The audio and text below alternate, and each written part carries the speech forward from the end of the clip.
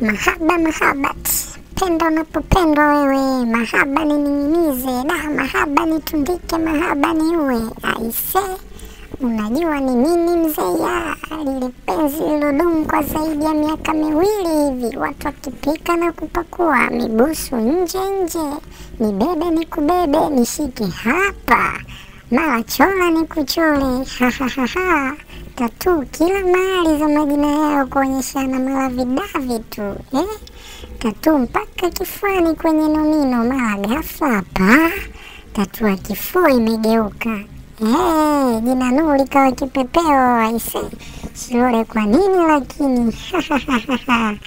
Sindo hapa na pale, mzee wa slope, mzee wa kuteleza, mzee wa kitonga, ganda la ndizi akaamua kama mbwai na iwe mbwai, kama vitasa na kupigwa chupa za uso kashachezea sana, akipepelea penzi tu.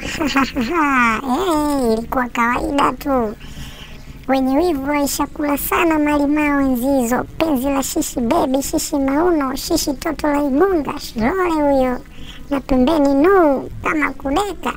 Walidekezana sana, kama kupeana utamu, walipeana sana tena sana. Na kama kichapo Nuru alikichezea bwana, yani penzi lilikuwa moto.